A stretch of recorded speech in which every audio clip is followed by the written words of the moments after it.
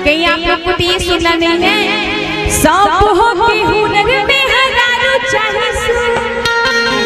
अच्छा ये सुना है तो बताना चाहिए ना हमको, हम इसीलिए तो आए हैं, इसीलिए हम आए आप लोग की फरमाइश को पूरा करने के लिए। यही सुना था, यही सुना था। एक बार इसके लिए हल्ला कीजिए। आइए। सब हो के हुनर में हजारों चाहिए सुनर, सब हो के हुनर में हजारों चाहिए। इधर से भी इधर से भी थोड़ा साथ दीजिए हमारा। पसंद है ना ये गाना, सुने हैं ना?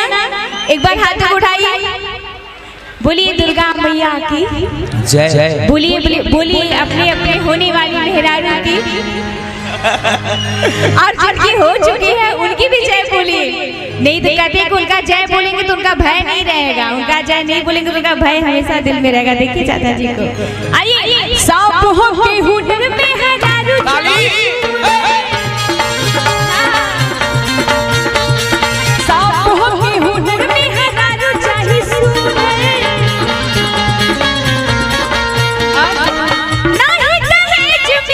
नहीं दहेज में मांगेंगे फॉर्च्यूनर। एक बात बोले राधा जी, देखिए सामने बच्चा लोग बैठा है, बिल्कुल एंजॉय कर रहा है, और हम चाहेंगे इस बच्चे के एक बार जोरदार ताली आप लोग बजा दें। और अपने लिए बजाइए। हाँ सुनिएगा। सब हो के हुनर में हजारों चाहिए सुनर,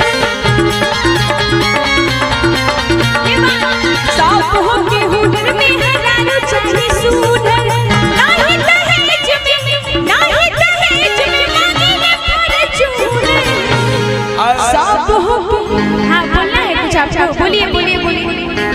उस बच्चा को देख के मुझे एक बात याद आ गया। बिल्कुल आप जब इधर गा रही थी, सारे लोग आपको सम्मान दे रहे थे, सभी लोग बिल्कुल एंजॉय कर रहे थे, लेकिन सामने देखिए छोटा छोटा बच्चा बैठा है, बिल्कुल एंजॉय कर रहा था। इस बच्चे को देख के मुझे एक बात याद आ गया, कहना चाहेंगे ये आजकल के बच्चे बड़े नादान होते हैं, ये आजकल के बच्चे बड़े नादान होते हैं, दूध के दांत टूटे नहीं है, भजन में भी भोजपुरी सुनने के लिए परेशान होते हैं। हाँ आइए बिल्कुल। इनकी भावनाओं को मैंने समझा, तभी तो मुझे ऐसा लगा कि कुछ ऐसे ही सुना दे, फिर तो भजन होता ही रहेगा। और ये भी भजन ही है, ये थोड़ा सा रोमांटिक वाला भजन है, इसको बोल सकते हैं। आइए। सब हो के हुनर में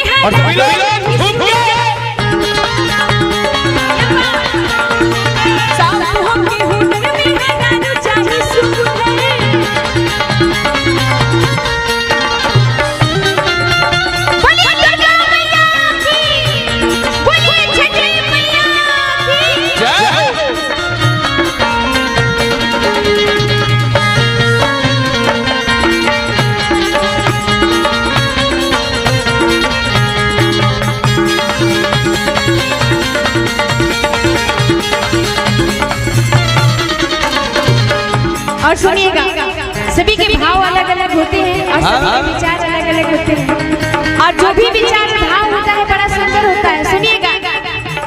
यदि भी है रामार प्यारे होई जी, रघुर मंदिर में चाहतारे होई जी। सभी लोग ताली बजाए देंगे, क्या बात है। देखिए अगर इस भजन में भी शांत रहेंगे तो हम चले जाएंगे। बिल्कुल सारा मेहनत हम ही करिए, आप लोग कुछ नहीं करेंगे। उठाइए पूरे अपने हाथों को मेरे साथ और झूम के आइए।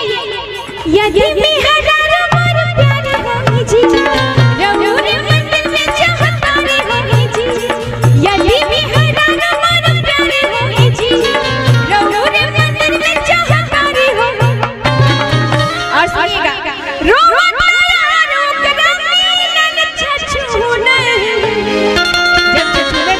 किसी दोस्त को मिल जाते देखिए फिर दूसरे दिन का कैसे। सब हो के हुनर में हजारों चाहिए सुनर,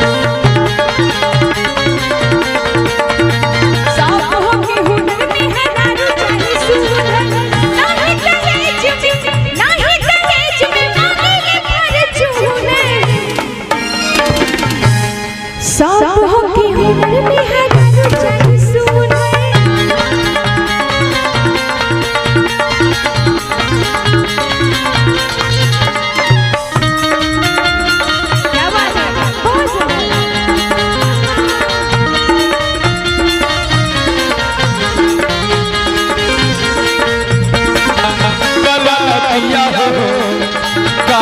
लगा गला पिया हो निमिया के गछिया काहे लगा गला पिया हो निमिया के गछिया सब के हुनर में है राजा जी सब के हुनर में है राजा। और इसी में एक भजन और याद आ गया जो काफी जगह जाते हो तो लोग फरमाइश भी करते हैं और सुनते भी हैं। कैसे